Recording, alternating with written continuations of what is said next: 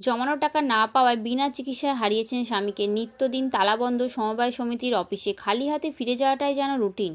অভিযোগের তীর চেয়ারম্যান পদে থাকা তৃণমূল নেতা জলপাইগুড়ির সেন্ট্রাল কোঅপারেটিভ ব্যাংকের বিরুদ্ধে।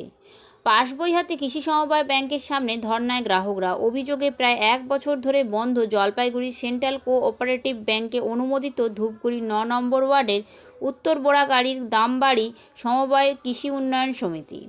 খেটে খাওয়া মানুষগুলো তিল তিল করে জমানো অর্থ গচ্ছিত ছিল এই ব্যাংকে। নিজেদের জমানো টাকা তুলতে না পেরে সমবায় এলাকার মানুষ ব্যাংকের সামনে পাসবই হাতে নিয়ে ধর্নায় ব্যাংক উপভোক্তারা।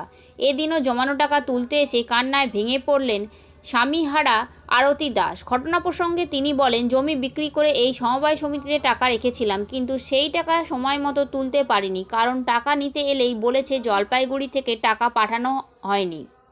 রান্না করবো, তারপরে খাবো, এরকম অত্যাচার। আপনার স্বামী চিকিৎসা করতে পারেননি? না, এইখান থেকে টাকা দেয় নাই। আর সে তো বাচ্চা থাকতে চাইছে, এইখান থেকে টাকা দেয় নাই। সুবিধা মতো টাকা তুলছি যে এইখান থেকে টাকা উড়াবো আর আমি নিয়ে যাবো, তার চিকিৎসা করবো।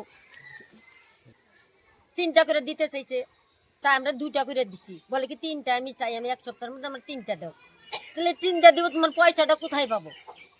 পয়সাটা কোথায় পাবো? তোমার 3টা দিব যে তোমার তো পরতেও খাওয়া লাগে, তোমার রক্ততেও বেলার দিতে হয় কদিন পর পর।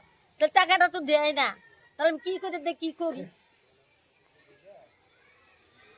যদিও এই প্রসঙ্গে জলপাইগুড়ি সেন্ট্রাল কোঅপারেটিভ ব্যাংকের বর্তমান চেয়ারম্যান তথা প্রাক্তন বিধায়ক এবং জলপাইগুড়ি জেলা তৃণমূল কংগ্রেস কমিটির সভাপতি সৌরভ চক্রবর্তীর সঙ্গে টেলিফোনে বারবার বিভিন্ন সংবাদ মাধ্যম যারা যোগাযোগ করার চেষ্টা করলেও তিনি বিষয়টি নিয়ে কোনো মন্তব্য না করেই এড়িয়ে যান। প্রায় 1 বছর ধরে রোজ দিন জমা রাখা তুলতে আসা মিনা শীল বলেন, ছেলেটার অ্যাক্সিডেন্ট হয়েছিল, তাকে বাঁচানোর জন্য জমানো টাকা তুলতে এসে মাত্র 7,000 টাকা পেয়েছিলাম।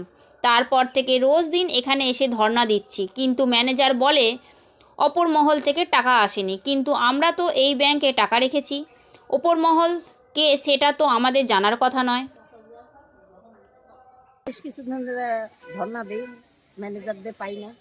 বা এর আগে আসলে পরে বলছে যে টাকা উপর মহল থেকে আসে না, জলপাইগুড়ি ব্যাংকের থেকে টাকা আসে না, আমরা টাকা কোথা থেকে দিব। মাঝখানে আমি কিছু টাকা উঠাইছিলাম, উঠে আমার ছেলে অ্যাক্সিডেন্ট হয়েছিল, বাঁচার কথা ছিল না। তারপরে আমি ছাগল টাগল বিক্রি করে লক্ষ্মী ভান্ডার টান্ডার পাই, হাজিরি মজুরি করে আবার টাকা জড়ো করছি। আর 1,38,000 ছিল, সেখান থেকে আমাকে 7,000 দিছে, আরও 31,000 পাবো। 1,31,000 টাকা আমি পাবো। ওই আসলে পরে বলে টাকা এখন হবে না, যখন হবে পাবেন, দেরি হবে, দেরি হবে, আমাদের টাকাটা আমাদের দিন, আপনারা টাকা নাই। এখন উপর মহল থেকে টাকা আসে না, কোথার থেকে টাকা? যে উপর মহলটা তো আমরা উপর মহলে তো টাকা রাখিনি, আমরা তো এই ব্যাংকে টাকা রাখছি, আমাদের আপনারা দিবেন। বলে যে টাকা যখন হবে তখন পাবে। আচ্ছা, গেল, এইভাবেই চলছে। আর স্বামী যখন আমার স্বামীরও কিডনির ড্যাম হয়ে গেছিল, ডায়ালিসিস করাইছি জলপাইগুড়ি নিয়ে। কিছুদিন টাকার জন্য আসছি, টাকাও পাইনি, শেষে সে মারাই গেছে। আমার নাম মিলন শীল। অপর এক গ্রাহক স্বরূপ রায় বললেন, 7 লক্ষ টাকা জমা করা আছে, কিন্তু 1 বছর ধরে ব্যাংক বন্ধ, পাচ্ছেন না নিজের জমানো টাকা। কেন বন্ধ? আমরা কি করে জানবো? আমরা যা টাকা রাখছি, কারণ অনেক বছর খান থেকে ঘোরাঘুরি করে টাকা দিচ্ছি, ওই বন্ধ রাখছে, বন্ধই আছে। হ্যাঁ, প্রতিদিন বসে থাকে, কিন্তু ওরা আসে না। কি বলে? বন্ধ হয়ে থাকে, আসে না, তালা লাগাই দিচ্ছে, ওইভাবে আসে। ঘটনা প্রসঙ্গে স্থানীয় বিজেপি নেতৃত্ব নরেশ চন্দ্র রায় বললেন, 1 বছর ধরে মানুষগুলো টাকা পাচ্ছে না, আসলে গোটা রাজ্য জুড়েই লুটপাট চালাচ্ছে, এটাও তারই অংশ। এদিকে সদ্য সুপ্রিম কোর্টের আদেশে ধূপগুড়ি মহকুমার একাধিক স্কুলে চাকরি হারিয়েছেন শিক্ষক শিক্ষিকারা।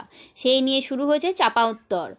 এর মধ্যেই তৃণমূল নেতার পরিচালনায় চলা জেলার এক সমবায় সমিতির বিরুদ্ধে ওঠা অভিযোগ নিয়ে কার্যত জোর ফলায় বিদ্ধ জলপাইগুড়ি জেলার তৃণমূল দল। এটাই মনে করছেন রাজনৈতিক বিশ্লেষকরা।